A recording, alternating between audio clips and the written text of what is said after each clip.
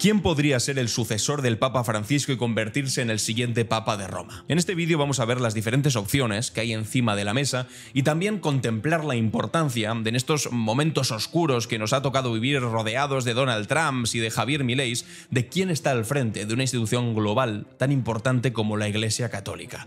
Ver si va a haber una cierta continuidad con un perfil progresista parecido al del Papa Francisco, o si por lo contrario va a venir un perfil conservador o tal vez, mucho ojo, ultraconservador. De hecho, hay alguno de los perfiles que vais a ver a continuación que ha sido refrendado públicamente por Donald Trump, es decir, el candidato de Donald Trump. Va a ser un papa para los próximos 10, 15, 20 años.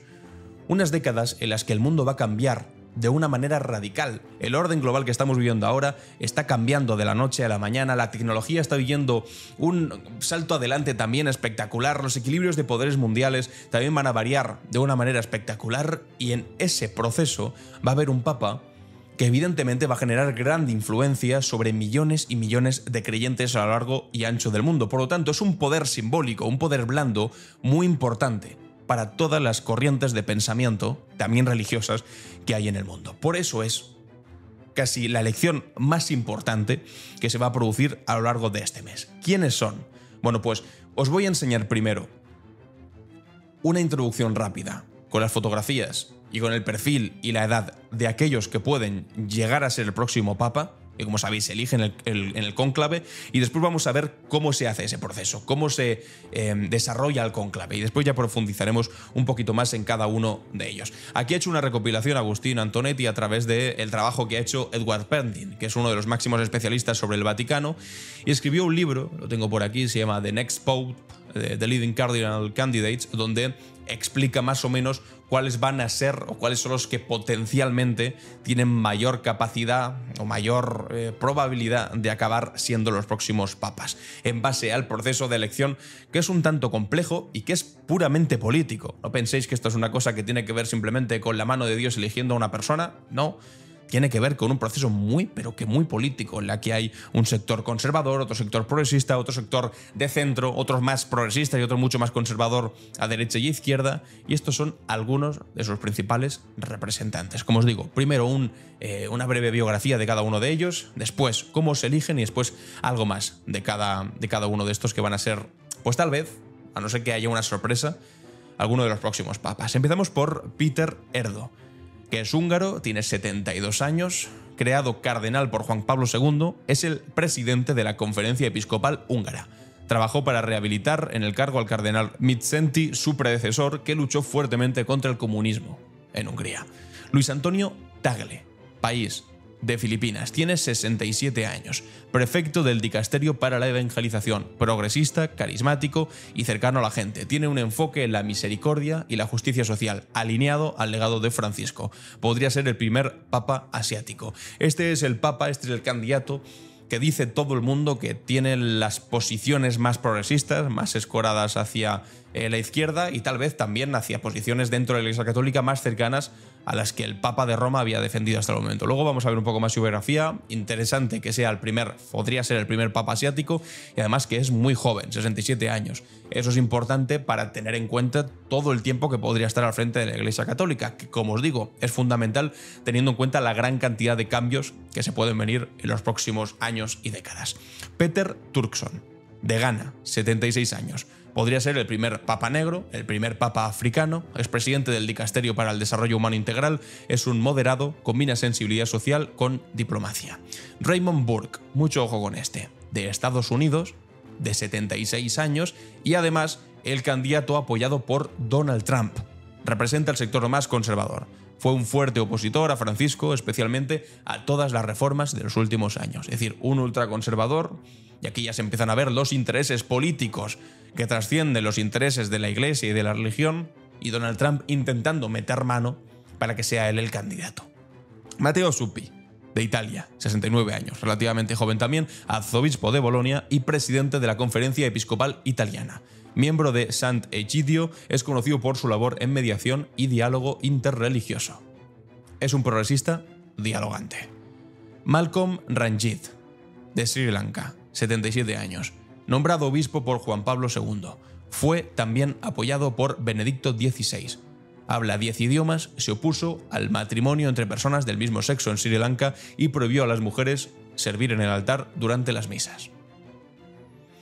Pietro Parolin, de Italia, 70 años. Este es el actual secretario de Estado del Vaticano, hombre de máxima confianza del Papa Francisco. Lo acusan de acercarlo con la izquierda global. O sea, todo esto que dicen del Papa Francisco era comunista, que decía Javier Milei, por ejemplo, acusaban a esta persona de ser el que le ponía en contacto con todos los comunistas del mundo. En fin, se le reconoce por su diplomacia y por su pragmatismo. Su posición lo coloca entre los moderados. Willem Eich, Países Bajos, 71 años, arzobispo de Utrecht y teólogo tradicionalista, en contra de las reformas de Francisco en cuestiones de moral sexual y la comunión para los divorciados vueltos a casar. Se alinea más con visión conservadora de Benedicto XVI. Robert Sara, ojo con este también, país de Guinea, 79 años, es una de las opciones más conservadoras, admirada por los sectores más tradicionalistas en contra de las bendiciones a homosexuales y es conocido por ser el cardenal anti-woke. No está en la lista que ha hecho este hombre, que ha hecho Edward Pentin, pero sin embargo también está siendo uno de los más populares y que podría tener la capacidad también de conseguir los votos. ¿Y por qué estoy hablando de votos? Bueno, pues vamos a ver cómo funcionan los votos, quiénes son los que componen este consejo, este colegio cardenalicio, que son 252 cardenales, de los que realmente solamente podrán votar 135 encerrados en la Capilla Sixtina dentro del cónclave. Se llama cónclave porque están encerrados. Vamos a leer este hilo que ha hecho aquí Meredith Gay, que utiliza además imágenes de una película que acaba de salir recientemente. La película se titula Cónclave, se llama Cónclave y está inspirada en una novela con el mismo título que leí hace poco, y si tenéis la oportunidad de hacerlo, ahora va a ser más interesante incluso leerla. Explica muy detalladamente cuál es el proceso de elección de un nuevo papa tras el fallecimiento del anterior. La película es visualmente espectacular porque también te introduce en un espacio muy oculto, muy opaco, que no suele estar a la vista y que al mismo tiempo desvela y pone bajo luz y taquígrafos un proceso que, lejos de ser simplemente religioso, es muy pero que muy político, porque tienes que ir convenciendo, consiguiendo votos, llegar a una mayoría de 3/3. Bueno, no os hago más spoilers, vamos a ver cómo se elige al papa. Si tenéis oportunidad de leer el libro o ver la película, lo explican bastante bien. Mejor en el libro que en la película, tengo que decir. Dice, el Papa Francisco ha muerto. Hablemos de lo que se viene, el cónclave. Que como bien vimos en la película, este evento es una coreografía que genera tensiones sociales, culturales y obviamente religiosas. Son las elecciones católicas. ¿Qué es un cónclave? Es la reunión donde los cardenales eligen a un nuevo papa tras la muerte o renuncia del anterior. La palabra cónclave viene del latín cum clave, con llave, porque los encierran bajo llave, literal. El santo chisme empieza aquí. El santo chisme. Sede vacante. La Santa Sede queda oficialmente vacante en el momento de la muerte del Papa. Se suspende toda autoridad pontificia. El cardenal camarlengo, Kevin Farrell, certifica la muerte, destruye el anillo del pescador, símbolo del poder papal, y asume la administración temporal del Vaticano. Novem diales. Durante los 9 días siguientes, después de la muerte del Papa, es decir, donde estamos ahora mismo, se celebran misas en honor al Papa fallecido. Al mismo tiempo se convocan todos los cardenales menores de 80 años a Roma. Es decir, los 252 cardenales de 94 países distintos. También os digo, más países que nunca. Nunca había habido tantos cardenales de tantos países, porque lo que se ha encargado también el Papa de Roma, el Papa Francisco, es de ampliar ese poder y de no centrarlo solamente en Europa, que era donde más había, más cardenales de origen europeo había. Se concentran en Roma, tienen un máximo de 20 días a partir de entonces para iniciar el cónclave. Hoy son 135 cardenales, aunque hay un límite de 120 cardenales para ser convocados, pero se ha ignorado el límite anteriormente. Ojo, muchos de los cardenales fueron nombrados por Francisco, lo que marca el tono de la elección. Preparación. Bueno, no, marca el tono de la elección, pero también es cierto que el anterior consejo fue nombrado por Ratzinger, y sin embargo, a pesar de ser más conservador, acabó siendo elegido un progresista. O sea que puede haber cambios y puede haber sustos y giros inesperados, ¿eh? Como os digo, estas son unas elecciones políticas, muy políticas. Preparación. Los cardenales se alojan en la Casa Santa Marta. Se aíslan, sin teléfonos, sin contacto con el exterior. Antes de iniciar, celebran la misa pro eligendo pontífice. Luego, entran en la Capilla Sixtina, donde prestan juramento de secreto. Comienzan las votaciones. Se requieren 2/3 de los votos para elegir papa. Cada día se hacen 4 rondas. 2 por la mañana y 2 por la tarde. Tras cada ronda, las papeletas se queman. Humo negro, no hay papa. Y humo blanco, fumata blanca, hay una elección confirmada. La votación y la elección. Tal y como lo vimos en la película, cada cardenal escribe su voto a mano y lo dobla. Lo entrega en un cáliz, pronunciando en voz alta un juramento. Los votos se cuentan, se lee en voz alta y se suman. Cuando un candidato obtiene los 2/3, es decir, más de 90 votos, se le pregunta: ¿aceptas tu elección? Y si dice que sí, elige entonces un nombre papal. Es vestido con sotana blanca y luego se anuncia al mundo. Se dice lo mítico de Habemus Papam. El anuncio del nuevo papa aparece en el balcón de San Pedro, da su primer saludo y su primera bendición. Desde ese momento inicia oficialmente su pontificado. Y ya estaría hecho. Cuando un cardenal es elegido papa, elige su nombre en el momento. Puede ser homenaje, mensaje político o señal de ruptura. En su primer acto de poder y marca el tono, es su primer acto de poder y marca el tono de su pontificado. Y Francisco lo hizo por San Francisco de Asís. Vamos a ver quiénes son estas personas. Aquí el diario.es, de hecho, ha hecho una infografía tremenda con las fotografías de cada uno de los 135 cardenales que van a elegir al próximo papa, con su origen también. Hay 53 europeos, hay 23 latinoamericanos y caribeños, hay 23 asiáticos también, hay 18 africanos, 14 norteamericanos y 4 de Oceanía. Entre estos van a elegir al próximo papa, pero también entre todos estos, entre estos 135, se encuentra también el que va a ser el próximo papa de Roma. Veis, por ejemplo, aquí en los de Asia tenemos a Luis Antonio Joaquim Tagle, de 67 años, el filipino que os decía que era el candidato más progresista y que tal vez estaría más alineado con el legado del Papa Francisco. Son 135 cardenales los que se reunirán en la Capilla Sixtina, porque solo quienes tienen menos de 80 años pueden votar. Uno de ellos será el nuevo Papa. Será el cónclave más internacional de la historia, con solo un 39% de europeos. Destaca el poder del Papa Francisco, porque 108 de los cardenales han sido nombrados por él. Lo que os decía, ¿esto puede inclinar la elección? Sí. ¿Quiere decir que sí o sí sea un progresista el siguiente? No.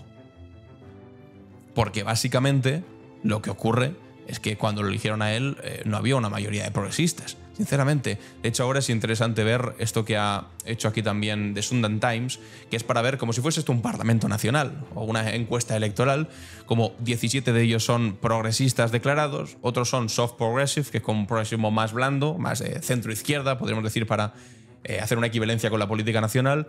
Moderados o ambiguos, 25, 47 soft conservative, conservadores blandos o de centro derecha, y 4 conservadores duros. Es decir, está escorado hacia la izquierda, sin embargo, pues los moderados podrían cambiar la elección hacia un lado o hacia otro. Va a ser muy interesante, es, como os digo, una decisión puramente política. 22 de los que van a estar ahí, de los 135, fueron nombrados por Benedicto XVI. 5 de ellos por el anterior, por Juan Pablo II. El sucesor del Papa Francisco será uno de los 135 cardenales con derecho a entrar en el cónclave, que podrá comenzar cuando ya todos hayan llegado a Roma. Una vez reunidos, cada cardenal vota en secreto por su candidato favorito. El futuro pontífice debe obtener al menos 2/3 de los votos, es decir, 90 sufragios. El primer día se hace solo una votación, y luego ya las votaciones se suceden a razón de 4 por día, 2 por la mañana y 2 por la tarde, como os dije antes. Y al final de cada tanda, se hace salir la famosa fumata, que realmente es la única manera que tiene el exterior, que tenemos todos los que no estamos ahí dentro, de saber si ha habido mayoría o no ha habido mayoría. Aquí lo vemos. Si 90 cardenales más votan un candidato, nuevo papa y fumata blanca. Si no se llega a 2/3, fumata negra y se repite la votación. Si transcurren 30 votaciones sin alcanzar un acuerdo, la elección se limitará a los 2 candidatos con más votos y bastará con una mayoría absoluta para definir al nuevo papa. Esta norma deriva de varias reformas establecidas por Juan Pablo II y Benedicto XVI. No es habitual que esto ocurra. De hecho, ninguno de los últimos 12 cónclaves desde 1830, desde el siglo XIX, han tardado más de 5 días en elegir a un nuevo pontífice. Los últimos 3 duraron menos de 48 horas. Francisco fue elegido con 5 votaciones, Benedicto XVI con 4 y Juan Pablo II con 8. Es decir, en apenas 2 días ya lo tenían hecho. Con Francisco todavía menos, y con Benedicto XVI, con el anterior, con 4, fue suficiente.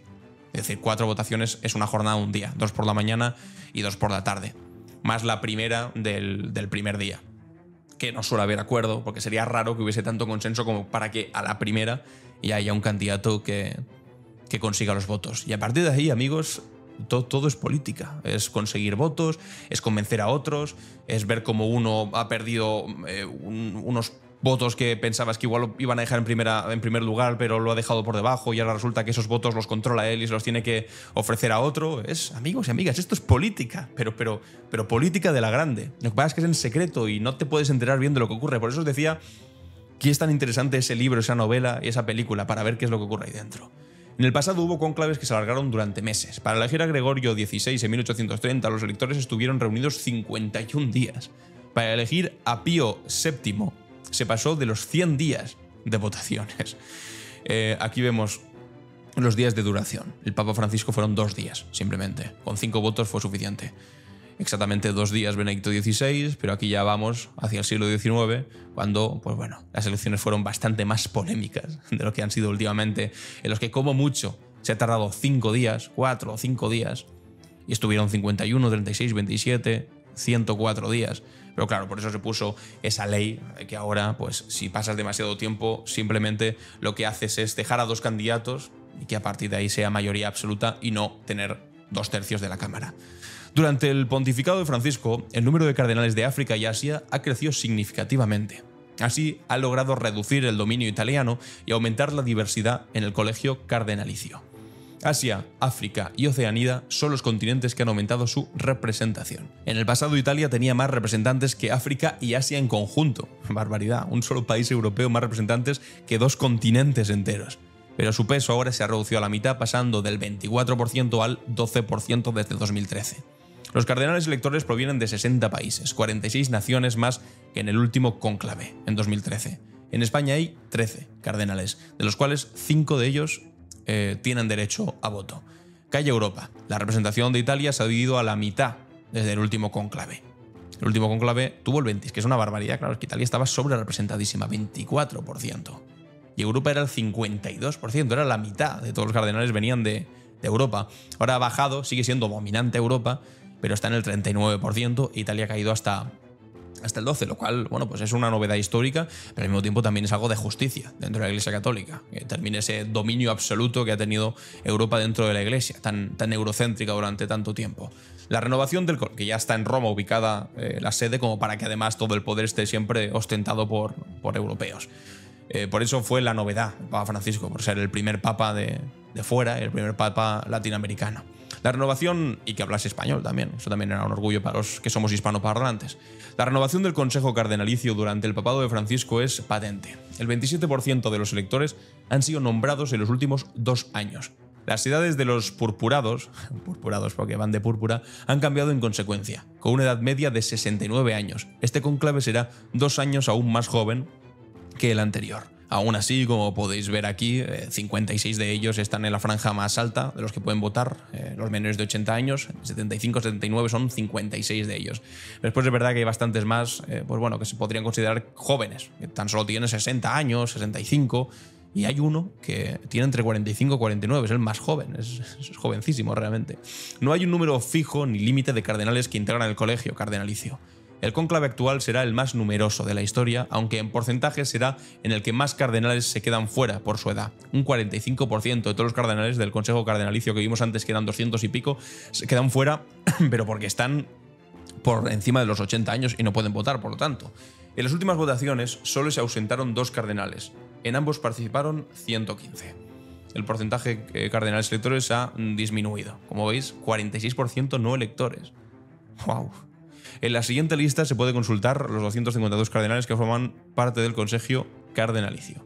Y aquí están todos con la edad. Mira, el más joven de todos es Mikola Bajczuk, que es australiano, que tiene 45 años y fue nombrado por el Papa Francisco en diciembre del 2024, es decir, hace muy poco. Pues hay uno de Mongolia que tiene 50 años, bueno, pues aquí están todos. Hay un español muy joven también, nombrado por Francisco también, de 59 años, José Cobo Cano. Y bueno, aquí está la lista completa. Tampoco creo que sea de gran interés ver todos los nombres, pero sí sirve para ver las edades. Vamos a ver la edad superior, el mayor de todos es Stanislao Esteban Karlik, que evidentemente no fue nombrado por el Papa Francisco, sino por Benedicto XVI, que tiene 99 años y es argentino, además. Bueno, pues hay la forma en la que funciona la elección en el cónclave, si queréis un poco más de información concreta. O sea, si hacéis así, ahora alguna de las caras que estáis viendo va a ser sí o sí el próximo Papa. Alguno de estos lo será, porque es uno de los 135 que entran ahí, se encierran bajo llave, y alguno de todos estos que estáis viendo lo va a acabar siendo. ¿Cuál será? Bueno, pues eso ya es el gran misterio. Vamos a ver un poco más concretamente cuáles son los diferentes candidatos que hay, porque antes os he hecho un repaso bastante rápido. Con 70 años, el cardenal Pietro Parolin, que es este de aquí, es el actual secretario de Estado del Vaticano, que os dije antes que decían que le acusaban de juntar al Papa de Roma con los diferentes movimientos comunistas mundiales. En fin, es uno de los favoritos para suceder al Papa. Es italiano, con una larga trayectoria en el ámbito diplomático. Parolin es considerado un moderado. A pesar de su cercanía al poder, demostró ser un hombre de consenso, buscando soluciones diplomáticas en lugar de imponer ideologías. A pesar, en fin, de que le digan que es su culpa que se esté relacionando con el comunismo internacional, no sé qué. Bueno, en fin, sus detractores decían todo tipo de barbaridades. Bueno, entre ellas, Javier Milei, pues ya sabéis. No, el Papa, sí, lo voy a decir de frente, es el representante del maligno en la tierra. Bueno, en fin, o sea, completamente desquiciados. Me extraña que vean en un hombre moderado a una persona representante del maligno en la tierra. Su perfil lo posiciona como una figura estable y respetada, con capacidad para unir a los sectores más diversos de la Iglesia. Sin embargo, explica Inés San Martín a Infobae, la historia le juega en contra. Parolin sería una continuidad de Francisco, sí, pero tradicionalmente el secretario de Estado no es elegido. Así que si la tradición se respeta, que una de las manos derechas del Papa de Roma, del Papa actual, no suele ser elegido en la siguiente, pues tiene pocas cartas para serlo. Pero bueno, se podría romper esa tradición. Es simplemente una tradición pues, no escrita. Péter Erdo. Este es el húngaro que os decía. El cardenal húngaro Péter Erdo es conocido por sus posturas conservadoras, especialmente en lo relacionado con el matrimonio y los derechos de las personas LGTBIQ. Con 72 años ha sido una voz importante en la Iglesia Católica Europea como presidente del Consejo de Conferencias Episcopales de Europa. Su visión tradicional de la moral católica podría atraer a los sectores más conservadores de la Iglesia, pero también podría generar tensiones con quienes siguen el camino más inclusivo de Francisco. Erdo habla poco con los medios, por lo que no tiene una campaña armada por él, lo que podría dificultar su elección. Fue un candidato muy fuerte hace 5 años y ahora está un poco desaparecido. Entonces era presidente de la Conferencia Episcopal Europea, pero ya no lo es y su influencia ha disminuido. Antonio Tagle, el que os decía que es filipino, joven también, filipino Luis Antonio Tagle, es otro de los grandes nombres en la lista de sucesores. A sus 67 años es el primer cardenal de Filipinas y de ser elegido se convertiría en el primer papa asiático.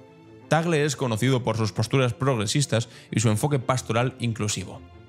En el pasado ha criticado la actitud de la Iglesia hacia las personas divorciadas y las comunidades LGTBIQ y abogó por una mayor acogida.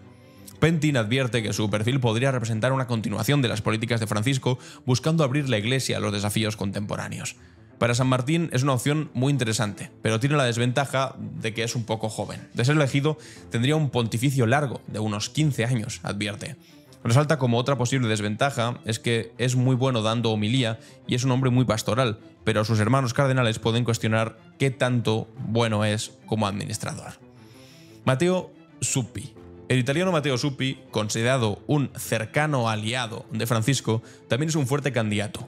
A sus 69 años, Zuppi ha mostrado un enfoque ecuménico y ha sido muy activo en la diplomacia internacional, incluso participando en misiones de paz.